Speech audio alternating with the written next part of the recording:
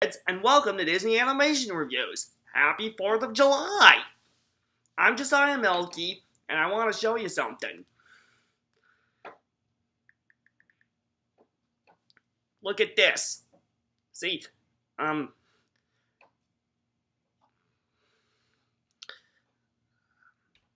it's kind of hard to see it with the light in, but maybe it'll work if I show it from the side. See that? That's a picture I took when my family and I was in Branson, Missouri on vacation last week. It's Lucky the Dalmatian, the mascot for the firehouse at the Silver Dollar City Amusement Park.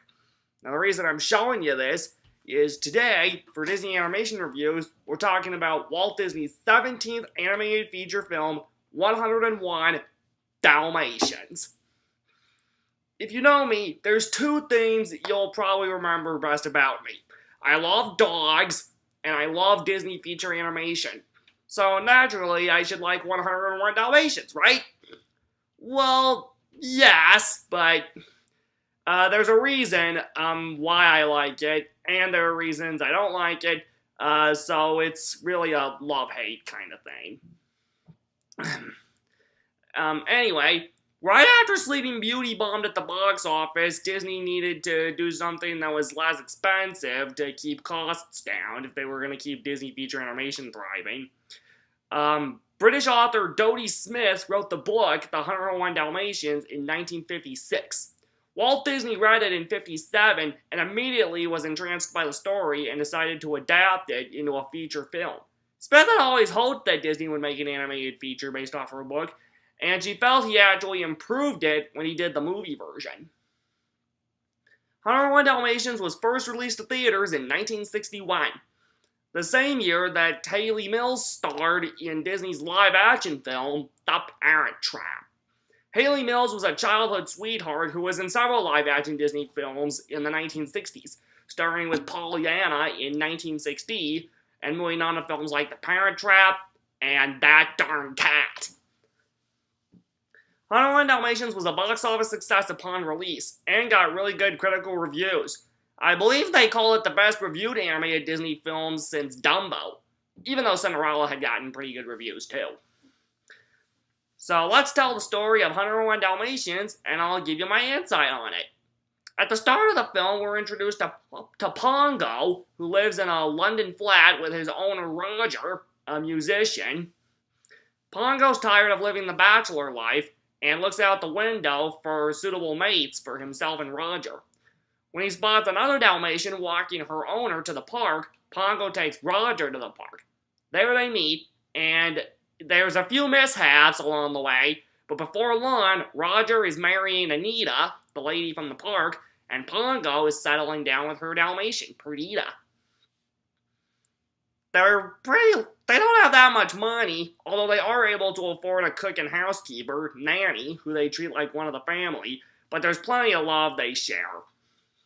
It isn't long before Pongo and Perdita are expecting puppies, eventually giving birth to 15 of them. But when the horrible Cruella de Vil wants the puppies, Pongo and Perdita must do everything they can to protect their family. The adventure starts when Cruella hires the incompetent Baden brothers, Horace and Jasper, to kidnap the puppies, and Pongo and Perdita have to rely on their dog friends around the city and the country, and when the news gets out on the puppy's location, Pongo and Perdita must rush to the rescue to save their family. As I've said at the start of this review, I love Disney animation and I love dogs. The thing is, I wasn't too big on 101 Dalmatians as a kid. I'm not really sure why, but for some reason, I had trouble enjoying this movie. But as years have passed, I've come to enjoy it a lot more now. Obviously, I love the Dalmatians. Pongo and Perdita are perfect foils to each other. Pongo being fun-loving, and goofy, but still serious, and Perdita being the more serious one, even if she is also the pretty one. They make a great parent couple, and the puppies are absolutely adorable. Also, Cruella de Vil is a fantastic villain. Mark Davis, who had just come off of animating both Princess Aurora and the villain Maleficent in Sleeping Beauty, is the supervising animator on Cruella de Vil. She's one of the best Disney villains ever. and the song Roger writes and sings about her has gone on to be one of the most recognized Disney villain songs, and makes Cruella a primary member of the Disney Villains franchise. Of course, Cruella's barely on screen except for the beginning and a couple parts near the end, particularly the big truck chase climax. But the real baddies are her henchmen, Horace and Jasper, who are absolutely hilarious. They like to sit around and eat and play darts and watch a TV show called What's My Crime? So they're some of my favorite Disney villain sidekicks. One interesting thing about the animation is after Sleeping Beauty bombed because it was so expensive because they wanted to go for richer detail in the backgrounds and whatnot, they needed to find a more cost-efficient way to save money in animating this film. And it was Ob Iwerks, the guy that originally drew Mickey Mouse, who perfected the Xerox camera. A camera that would automatically transfer animators' drawings to the animation cells without having to use the traditional ink and paint department. This actually turned out to be pretty cost efficient because it would have been much easier to get all the spots on those Dalmatians right away rather than having to ink and paint them all. However, Walt was displeased with this animation technique. The film's art director and production designer Ken Anderson remembers Walt feeling better about that. But several years later, Walt apologized to Ken and said it was good after all. Of course, it was only a couple weeks after that meeting where Walt forgave Ken that Ken later found out Walt was gone. One thing that 101 Dalmatians shies away from is music. It's the first animated Disney feature film to not be a traditional musical. In fact, there are only 3 songs in the film, and only one of them is significant, the Cruella de Vil song.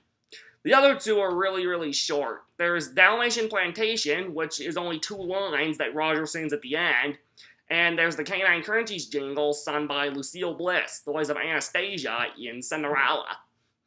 The songs are pretty cute, though. I also don't have much to say on the voice acting, although Betty Lou Gerson, who does the voice of Cruella de Vil, she's pretty good. And her live-action reference model is Mary Wickes, who 35 years later was the voice of Laverne the Gargoyle in Disney's The Hunchback of Notre Dame. Another live-action reference model was Helene Stanley. She was the live-action reference model for Anita, and had previously been live-action reference model for Disney's last 2 princesses, Cinderella and Sleeping Beauty. Other than that, can't say much on the voice acting, although they do have some pretty good talents. Aside from Betty Lou Gerson as Cruella, there's Australian actor Rod Taylor as Pongo, and Disney voice actor J. Pat O'Malley as Jasper, and the Colonel, an old English sheepdog who helps the Dalmatians out. There's plenty of other great actors, but I can't really say much on them other than all the voice talent is good. You can definitely expect good voice talent from any animated Disney feature film. 101 Dalmatians, I have grown to like over the years. I do enjoy the dogs. Cruella de Vil's a great villain. The animation is pretty good. The black and white Xerox worked well with the Dalmatians. And it's a great story. There are several moments where the puppies almost don't make it, but they always manage to make it out, which is good. I won't spoil whether it's a happy ending or not, but I think you'll like this film. If you didn't like it when you were younger, give it another shot, and you'll probably like it on the rewatch like I have over the years. 101 Dalmatians' latest home video release is its Diamond Edition Blu-ray and DVD release from February 2015.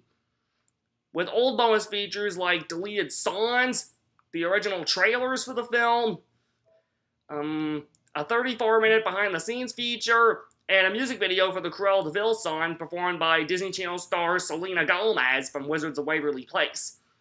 And then there's new bonus features, including some new featurettes, one of which is a Fun Facts featurette hosted by Cameron Boyce from Disney Channel's Jessie, who later in 2015 played Cruella de Vil's son, Carlos, in the Disney Channel original movie Descendants. And another new bonus feature is The Further Adventures of Thunderbolt, a short film that concludes the Thunderbolt TV series episode that the puppies were watching in the movie. Actually, I think the Cruella de Vil song and the Thunderbolt TV episode are my two favorite parts of the movie. A live-action remake of 101 Dalmatians, starring Glenn Close as Cruella de Vil, who in this version is a successful fashion designer, was released to theaters Thanksgiving 1996. It got mixed reviews, but was a box office success. A spin-off TV series, which was animated like the original classic, respectively called Disney's 101 Dalmatians the series, premiered on ABC as part of their Saturday morning lineup, running from fall of 1997 to spring of 1998. I haven't seen any episodes, but I'm sure it was cute. The live-action remake had a theatrical sequel 4 years later, 102 Dalmatians, released Thanksgiving 2000, with Glenn Close returning as Cruella de Vil, and a direct-to-video sequel to the animated version, 101 Dalmatians 2, Patch's London Adventure, was released directly to video and DVD in 2003. In that film, Patch, one of the Dalmatians, wants to stand out from the crowd and gets his chance when he meets up with Thunderbolt and has to save his siblings from Cruella de Vil. This one's also got a good voice cast, with celebrities Barry Bostwick from TV's Spin City voicing Thunderbolt, Jason Alexander of Seinfeld and Hunchback of Notre Dame Gargoyle fame as Thunderbolt's new sidekick, Lightning, and Cruella meets up with a German-accented artist who paints spots named Lars, voiced by comedian Martin Short, who had just come off of voicing Ben the Robot in Treasure Planet. I got the chance to rewatch 101 Dalmatians 2 for the first time in years earlier this week, and it's actually one of Disney's better direct-to-video sequels. It does have some elements that remind you of the first film, but it does its best to be its own thing, and for the most part it succeeds pretty well. I hear that they're going to do a live-action movie about Cruella, with Emma Stone in negotiations to play the title character, but I don't know what exactly the plot is or when it's coming out, so I can't give my opinion on that just yet. For now, enjoy the animated classic 101 Dalmatians, and yeah, I think you'll really like it. It's grown on me over the years. Maybe it'll grow on you too. Well, we're out of time for today, so remember, when you wish upon a star, your dreams come true. Have a happy 4th of July, everybody. See you soon!